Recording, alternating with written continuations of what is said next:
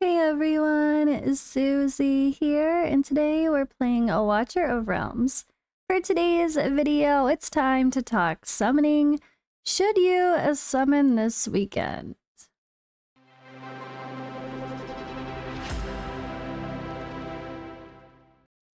So there's some pretty interesting banners for sure, so we have to talk about it. I figured I would make that video. And personally, I'm also in desperate need of topping up on some W golds because I haven't even bought the Dragon Pass yet. And there might be a skin or two I want to buy soon. I don't know. I did miss out on the Scythro one, but I didn't pull her anyway. But, you know, I feel like I kind of want to have something on deck in the background ready to go for when another good skin pops. So I'm going to do a little bit of purchasing, but there's also bundles.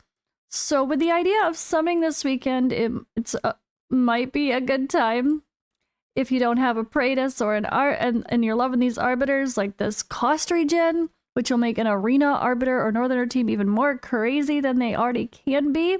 Well, mostly arbiter, obviously. Northerner maybe in the future. But it might be a time you're considering spending, or just in general when there's good offer. I don't necessarily spend when I want to pull. I personally spend when I want to, when I see a good offer, right? I feel like that's a smarter decision than just randomly buying anything that's there. I try to find the good deals. So that's why I wanted to start out. Before we talk about which banners you should or should not summon on, I wanted to point out the bundles from Smile 1. Alright, so just a side note here, you could still see that the general top-up event is happening all the way until September 29th still. So this is still here. It is a, let's see, cumulative top-up rebate event. So when you spend certain amounts just on bundles and or like the standard packs and stuff, you're going to get that reward plus everything above it in this picture, you know, below the tier, you know what I mean? So depending on how much you spend, you get a ton of crazy rewards, and then everything else that goes underneath it with a cumulative top-up rebate event. So that's on top of the bundles. So one thing to note when you come in to take a look at the bundles, you do need to be connected before it will show you them. See, there are no bundles here, so you actually need to connect your account before it will actually show them. All right, and I connected my ID, and now the packages show. So if anyone says they don't see bundles, make sure you connect your ID first, and then they pop up. So we have some bundles to take a look at. Let's see which ones are actually worth spending on. Sometimes they're okay. I have encouraged them to get even more and more generous. I know some people will buy any decent offer out there, but others, like me, have to be a little bit pickier. So I want to see some impressive value. Let's really see the good stuff. And of course, there's always a couple thrown in here. So like, for example, what do we got going on here? Ancient Bundle. 3 crystals for $9, under $10. Solid. That's fine. That's a great value. Also with Ancients here, with that Praetus banner, I'm sure some people might be wanting to get them.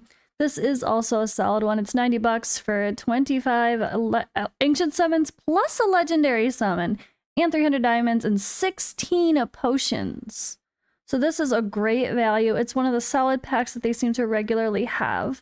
And then yeah, over here, same thing, not too bad. Less than 30 bucks for 30 summons for rare crystals is okay. Legendary skill crystals themselves mixed with dust and some other stuff is a bit of a mix for me. I don't tend to buy legendary skill crystals personally. But yeah, there are gleaming meteorites, artifact essence, and other mixture bundles here, recasting hammers. These big packs are better than like the default values in the shop, but they're not insane value. But if you are looking to be a big spender and you want to get all the okay deals you can, I could see some people still purchasing those. But I would say if you're a little bit lower or mid spender, focusing on these few packs right here are pretty solid. And then yeah, it's going to go toward that cumulative top-up rebate event. And there's always the bonus on top of it as well, if you're just purchasing some W gold like I need to in order to buy that battle pass. Alright, so should you summon this weekend for the standard banners? If you are a new player and you're just looking to get heroes on your account, 2 times the chances to drop legendaries is solid overall. There's a ton of amazing legendaries in the game, so just gambling with what you're going to get from a general pool is fine.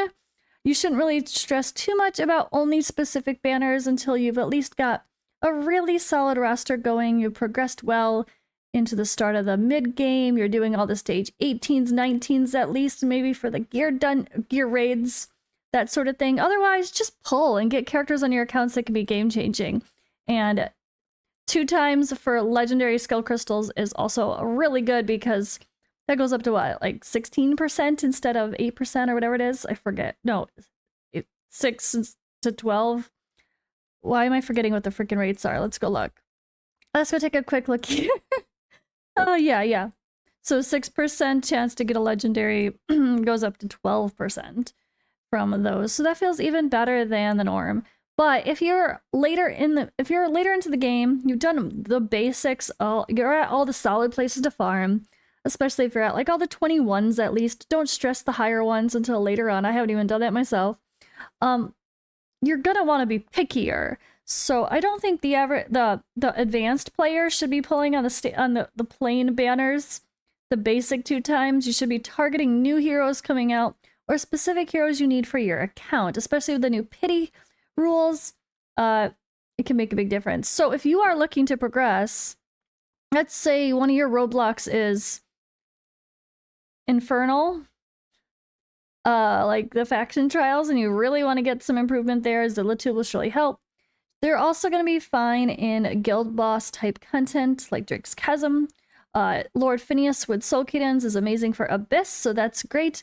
Plus we have the thing getting his artifact right now, the Shard Summon event, so that's cool. But is this a must-pull banner? No. This is not a must-pull banner. I think it's a bit of a bait. I think most players should honestly skip this banner, unless you're just specifically targeting Lord Phineas because you have your Soul Cadence. You know you're getting this exclusive weapon, and you're just really excited to get him as well. And you don't mind, pulling a little extra, or you have extra saved because you didn't pull last weekend, whatever it may be. I think that's okay. But I think most players should skip because Zilla2 or Lord Phineas are not necessary for any certain content. There are a lot of options, but is Lord Phineas one of the best options? For Abyss, yes. But that doesn't mean you need him or he's the only option, right? Where some characters feel like they're the only option. So neither one of these are like must have legendaries. This is an interesting banner though too. So again, newer players pull on the basic 2 times events. People who really want these characters for niche reasons pull on these banners otherwise. And this banner, I would say if you don't have a Praetus, it's not too bad of an idea to pull.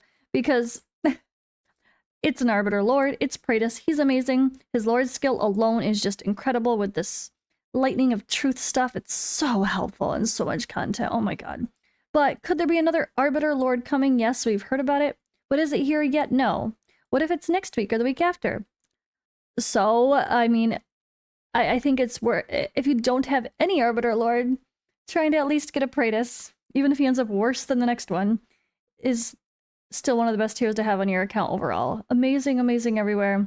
And yeah, I think this is a definite pull for anyone who does not have a Praetus. Now, if you do have a Praetus, at least Awaken, 3? I would say don't worry about it. Unless I think this is more of a niche endgame banner for people really pushing high-end Arena. Because this guy is going to make Arena so much nicer when you need that cost regen. He's a cost regen that is a legendary that goes with the Arbiters, that goes with a Praetus team. Or future Northerner teams that might be awesome too.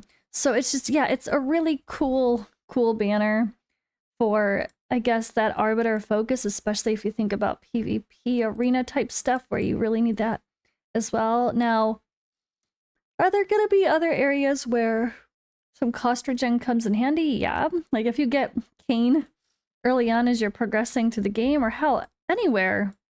Just progressing through all your later game campaign too. In general stages, he does AoE damage. He's got a really cool ability here. And he's going to help bring your heroes onto the field faster. So he might have some amazing uses that We just haven't talked about too much quite yet. I'm sure there are some content creators putting out videos on him too here soon if they haven't already. So keep an eye out, but I think this is more of a niche choice for this guy, for end game arena people that really want that Shining Arbiter team to have a cost regen hero that's a lot better and can actually do better damage than throwing in a Dalin or a Cyrene. So this is a bit niche. So should you pull for just this guy if you already have a Praetus and you're not fussed about getting more Praetus copies, or you already have an A5? I don't think so, but is he going to be very helpful? Yes, but I feel like this is, again, a niche banner.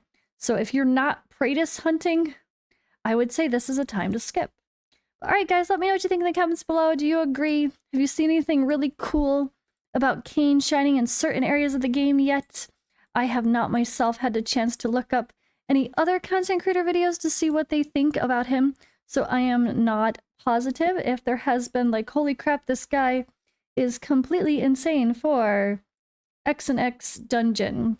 I don't know yet, personally, so that is just me being honest with you guys. But it feels like he is such a, obviously, niche arena, being Arbiter anyway, and I feel like he's just made to make an Arbiter team in arena shine. So that's my impressions there. But either way, when it comes to pulling on an Ancient banner, whether Kayn is amazing or not, I doubt he's going to be good as Valara, let's be honest. So unless it's like Valara, you pull because you want the Lord. You don't pull because you want just this person here, unless you're just going to pull a few and hope for the best. But yeah, all right, there we go. That's my thoughts, and that is all for today's video. Thank you guys for watching, and thank you for Smile One for being a great sponsor. We love those deals, and go get your bundles.